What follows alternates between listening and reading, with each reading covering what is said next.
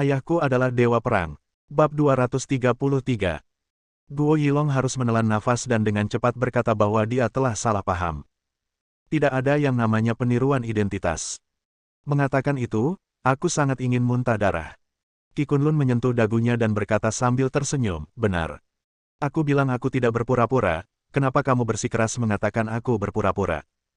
Bukankah itu membuatku salah? Apakah aku akan salah? Hah? Guo Tianhe dan Guo Yilong ingin menangis. Sangat dirugikan. Dia mematahkan giginya dan menelan darah ke perutnya. Mereka hanya bisa mengatakan bahwa Dewa Perang tidak salah. Itu semua salah mereka. Qi Kunlun tiba-tiba memarahi, karena saya tidak salah dan Andalah yang salah, maka orang itu telah disalahpahami oleh Anda, mengapa Anda tidak segera meminta maaf? Jika dia tidak memaafkan saya akan membunuh kamu. Keluarga Guo dan putranya melanjutkan. Dia berguling dan naik ke Guan Qianjun. Melihatnya dengan wajah tenang, aku sangat marah hingga hampir memuntahkan organ dalamku. Hingga kini, mereka masih kebingungan. Mereka mentraktir Dewa Perang dengan makanan yang begitu mahal dan menyetujui permintaannya untuk mengundang lebih dari 200 orang. Mengapa dia tidak memiliki kepercayaan kecil ini? Saya lebih suka mempercayai bajingan. Tapi saya tidak punya pilihan selain menundukkan kepala dan meminta maaf. Berlututlah. Qi Kunlun berteriak dengan tajam. Ayah dan anak itu sangat ketakutan hingga kaki mereka melemah dan mereka berlutut. Berlututlah ke arah Guan Qianjun. Untuk sesaat, penghinaan tanpa akhir. Tetapi Guan Qianjun juga berkata, hal tercela ini tidak berhak untuk berlutut di hadapanku, pergilah. Wajah Qi Kunlun serius, saya pikir sangat berani sehingga salah satu dari 4 keluarga besar di kota Lanshan benar-benar berani menjebaknya. Dia, ini, telah melakukan kejahatan keji dan telah sangat mengkhianati kepercayaanku. Percayalah. Kamu berbaik hati membiarkanmu mentraktir kami makan malam, tapi itu sangat menjijikkan sehingga aku tidak bisa makan lagi, jadi buang. Guo Tianhe, ini. Guo Yilong, ini. Lalu, mereka semua pusing dan tidak tahu apa yang terjadi, sehingga leher mereka dicengkeram oleh beberapa orang berbadan besar dan dibuang. Mereka terjatuh di jalan dalam keadaan malu dan saling berpandangan. Ayah, apa yang terjadi? Mengapa ini terjadi? Kamu bertanya padaku, aku bertanya siapa yang akan pergi. Sungguh sial. Kami menghabiskan puluhan juta dan kami diusir. Dewa Perang masih menyalahkan kita. Kita, ini. Aku benar-benar tidak bisa memahaminya. Ayah, apakah kamu sudah membayar makanannya? Semua amplop merah telah diberikan. Ini. Bisakah kita mendapatkannya kembali? Jika kamu ingin mati sekarang, pergilah baik. Ngomong-ngomong, ayah, katakan padaku, mengapa Qi Kunlun tidak percaya pada kita sama sekali, tapi malah percaya pada bajingan Guan Qianjun itu? Apakah ini? Bisakah apakah? Guan Qianjun adalah Dewa Perang tingkat tinggi. Bagaimana menurutmu? Ini. Guan Qianjun bajingan itu adalah Dewa Perang, dan aku memakan kotoranku. Petik 2. Tiba-tiba, terdengar tawa. Tawa ini juga terkesan sangat bangga dan penuh ejekan. Mendengarkan. Entah itu Guo Tianhe atau Guo Yilong, hati mereka tiba-tiba terasa dingin. Saya mendengarnya. Mereka semua berpaling untuk melihat. Sungguh. Gao Wentao. Lao Gao berjalan keluar hotel perlahan-lahan, bergoyang ke kiri dan ke kanan, tampak sedikit mabuk. Oh, maafkan aku, Tianhe. Begitu aku keluar, aku melihat sepasang orang idiot tergeletak di jalan sambil bergumam. Menurutku itu cukup lucu. Aku tidak bisa menahan tawa. Aku tidak menyangka itu akan terjadi. Aku tidak bisa berhenti tertawa. Dia menutup mulutnya, tapi tetap tersenyum. Tampaknya sangat disengaja. Ayah dan anak keluarga Guo berjuang untuk bangun dan menatapnya dengan marah. Cepat berbalik dan pergi. Sekarang, ini sungguh memalukan. Tapi mereka ingin melepaskan dirinya sendiri, tapi beberapa orang tidak mau melepaskannya.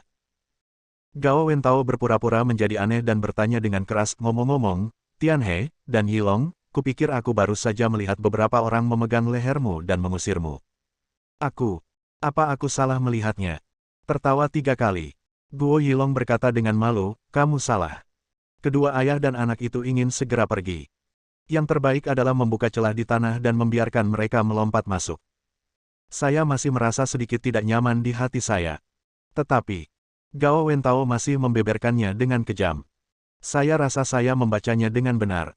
Dan orang-orang itu masih menjadi pengikut Dewa Perang. Mengapa Anda diusir seperti dua anjing? Saya berkata, apakah Anda tidak akan menyinggung Dewa Perang? Petik 2. Keluarga Guo dan putranya tubuhnya tiba-tiba membeku. Tiba-tiba putar kepalamu.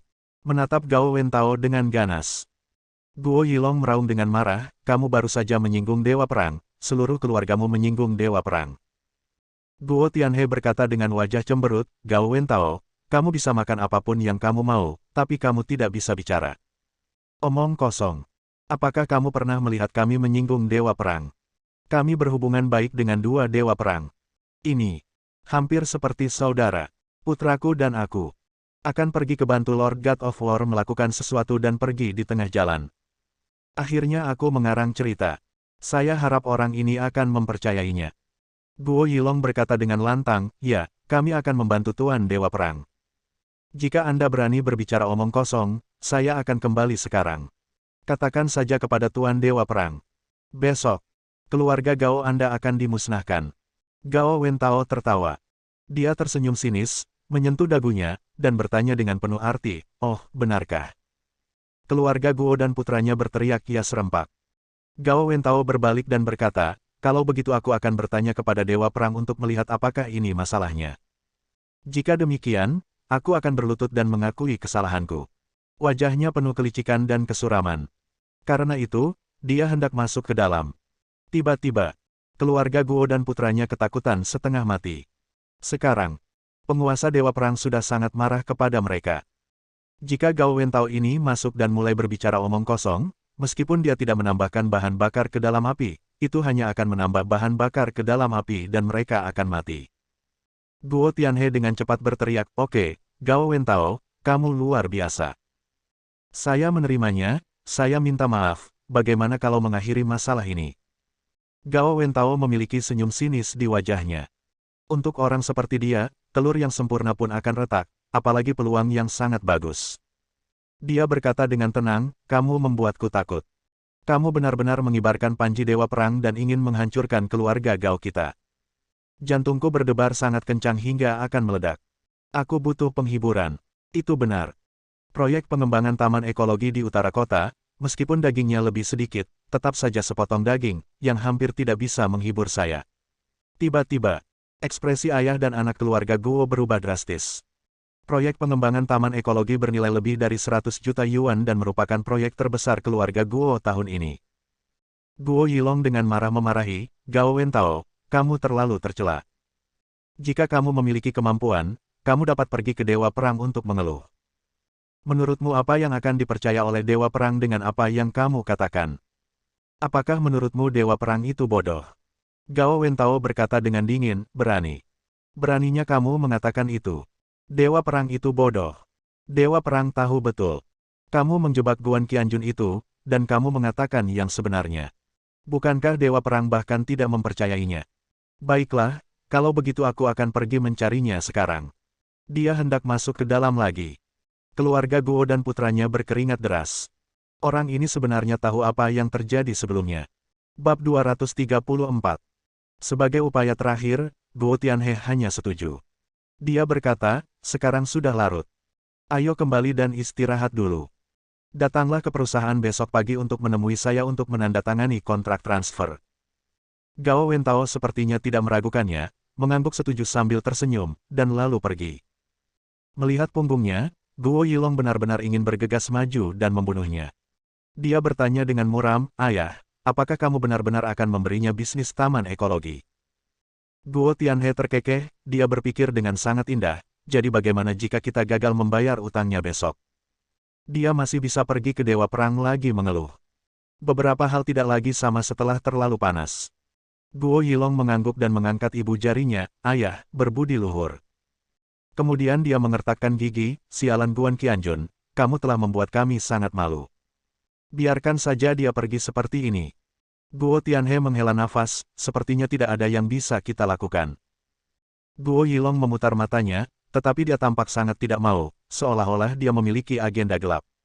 Di dalam, Guan Qianjun mengangkat ibu jarinya dan memuji Qi Kunlun sebanyak-banyaknya, mengatakan bahwa dia sangat berbakat dalam akting.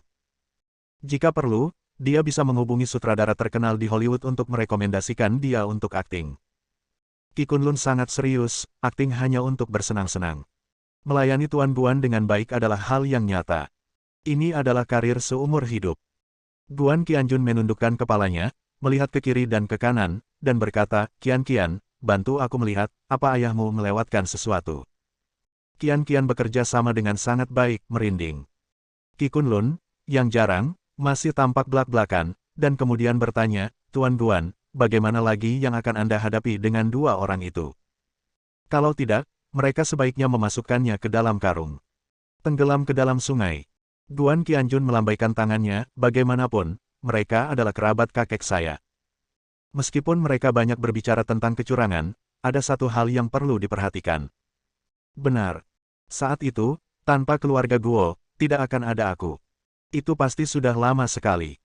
Tak ada tulang yang tersisa. Qian tiba-tiba meraih salah satu jari Guan Qianjun dan menatapnya dengan ekspresi tertekan.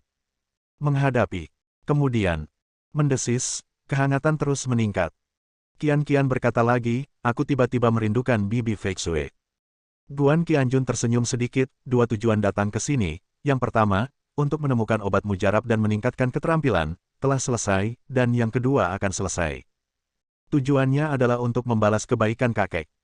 Setelah itu kita bisa kembali, dan kamu bisa bersenang-senang dengan Fei Shui. Qian mengangguk dan menggelengkan kepalanya, aku tidak peduli, hanya saja. Itu aku. Aku merasa terlalu muda untuk mengemban tugas penting menghiburmu. Menurutku, Bibi Fei Shui baik-baik saja. Guan Qianjun, ini.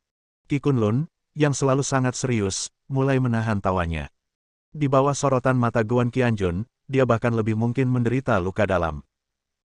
Semula, selain menemukan ginseng berusia ribuan tahun, Guan Qianjun juga ingin mencari bahan obat Tiongkok yang langka dan mencampurkannya dengan kekuatan Raja Ginseng untuk menghasilkan efek yang lebih baik. Tapi tidak lagi. Dalam pemikiran Guan Qianjun sebelumnya, meskipun ada Raja Ginseng, pada dasarnya tidak mungkin menemukan yang masih dalam tahap liar, sudah lama dipanen dan tidak diketahui sudah berapa tahun disimpan. Sama seperti pembohong tualan Murong dan yang lainnya di awal. Walaupun khasiat obatnya belum banyak hilang, namun sudah menjadi agak kaku dan perlu dirangsang dengan bahan obat lain. Tidak terduga. Anda sebenarnya bisa langsung memetik ginseng liar. Jenis obat yang baru dipanen ini tidak hanya tidak memicu khasiat obat, tetapi juga sedang dalam proses menyerap energi spiritual bumi, sehingga khasiat pengobatannya sangat tinggi. Makan saja langsung. Jadi masalah ini sudah selesai. Yang harus saya lakukan hanyalah membalas budi. Jadi, sekarang Lao Guan sedang memikirkan bagaimana cara membalas kebaikan Tuan Guo. Bagaimana kalau mencarikan beberapa selir untuknya? Guan Qianjun tidak bercanda, dia tahu bahwa lelaki tua itu telah berada di tangan wanita jahat selama beberapa dekade dan tidak pernah bahagia dalam cinta atau pernikahan. Satu-satunya saat dia bertarung melawan istrinya yang jahat mungkin adalah ketika dia meninggalkan Guan Qianjun. Keesokan harinya, seseorang dihentikan di depan pintu perusahaan Guo. Orang yang dihentikan adalah Gao Wentao. Dia sangat marah, mengapa Anda menghentikan saya? Saya di sini untuk membicarakan bisnis dengan Guo Tianhe. Saya bernegosiasi dengannya tadi malam dan memanggilnya keluar. Guo Yilong tiba-tiba berjalan keluar dengan tangan di belakang punggungnya dan menatap Gao Wentao sambil mencibir. Gao, keluarga Guo kami tidak ada urusan untuk berdiskusi denganmu. Gao Wentao segera berkata dengan wajah muram, tadi malam, kamu memanggilku Paman Gao, sekarang kamu berani berbicara kasar. Juga, kamu dan ayahmu, setuju untuk mengalihkan proyek taman ekologi kepada saya. Guo Yilong tiba-tiba tertawa liar dan melihat ke kiri dan ke kanan. Dengar, apakah orang bernama Gao ini gila? Proyek taman ekologi adalah urusan terpenting keluarga Guo kita. Mengapa saya harus mentransfernya kepada Anda? Betapa tidak jelasnya pikiran Anda. Dia berkata. Dia menunjuk Gao Wentao dengan arogan. Orang-orang di kiri dan kanan tertawa dengan ejekan di wajah mereka. Gao Wentao tidak marah sama sekali, dan bahkan tersenyum tipis, keponakan, apakah kamu dan ayahmu mengira aku tidak melapor kepada Dewa Perang tadi malam? Setelah itu, aku tidak bisa bertarung sekarang meskipun saya ingin. Apakah sulit untuk bertemu dengan Dewa Perang? Guo Yilong sedikit malu. Tapi tetap sombong. Saya tidak tahu apa yang Anda bicarakan. Silakan keluar dari sini. Selama bertahun-tahun, keluarga Gao telah merampok begitu banyak bisnis keluarga Guo kami, dan sekarang mereka masih menginginkan taman ekologi. Apakah Anda suka melamun? Gao Wentao masih tersenyum, tapi dia tersenyum. Sangat aneh. Tersenyum dan menghela nafas lagi. Awalnya, aku tidak ingin membunuh mereka semua. Selama kamu menepati janjimu dan memberiku taman ekologi, tapi... Tidak apa-apa, aku tidak keberatan dan bisa membunuhmu, keluarga Guo. Dia menunjuk ke arah Guo Yilong, matanya tajam dan seram. Lalu dia mengucapkan dua kata, sudah berakhir. Lalu dia tertawa liar, berbalik dan masuk ke dalam Audi, melambaikan tangannya, dan pengemudinya pergi. Guo Yilong tidak bisa menahan diri untuk tidak bergidik ketika dia melihat mobil itu menghilang. Mata tajam itu benar-benar menusuk orang seperti pisau, membuat orang bergidik. Guo Yilong kembali ke kantor wakil presiden perusahaan. Di perusahaan keluarga Guo, lelaki tua Guo Zixing telah lama terdegradasi ke baris kedua atau ketiga. Dia menanam buah-buahan dan sayuran di halaman rumahnya setiap hari. Namun, wanita tua itu ambisius dan memiliki ketua yang melakukannya. Guo Tianhe adalah wakil presiden, dan kakak laki-lakinya Guo Tianxiang adalah bosnya. Ketika dia masuk ke kantor dan melihat Guo Tianhe dengan santai minum teh, Guo Yilong segera memberitahunya apa yang baru saja terjadi. Dia bertanya dengan sedikit cemas, "Ayah, apakah menurutmu hantu tua Gao Wentao punya konspirasi?" Guo Tianhe mengerutkan kening, berpikir sejenak, dan menggelengkan kepalanya, apakah dia masih bisa menggunakan dewa perang untuk berurusan denganku? Kemarin jika dia terlambat melakukan apa yang tidak dia lakukan, tidak akan baik jika dia melakukannya sekarang, dan itu akan meninggalkan kesan buruk di hadapan dewa perang. Bukankah dia sebodoh itu? Kedua ayah dan anak itu saling menghibur untuk beberapa saat, dan akhirnya menetap dalam patah hati. Tapi tidak sebelum tengah hari. Keduanya dipanggil oleh Guo Tianxiang. Nada suara bos di telepon sangat kasar. Bahkan ada semacam ketakutan. Ayah dan anak itu bergegas menuju kantor bos dengan hati yang tidak tenang. Guo Tianxiang sangat marah, seperti adu banteng yang dikalahkan. Dia menunjuk ke layar proyeksi di dinding dan bertanya dengan gigi terkatup, apa yang sebenarnya terjadi. Guo Tianhe dan Guo Yilong melihatnya dan langsung tercengang. Seluruh tubuh gemetar. Bukankah ini pemandangan di hotel tadi malam? Bersambung.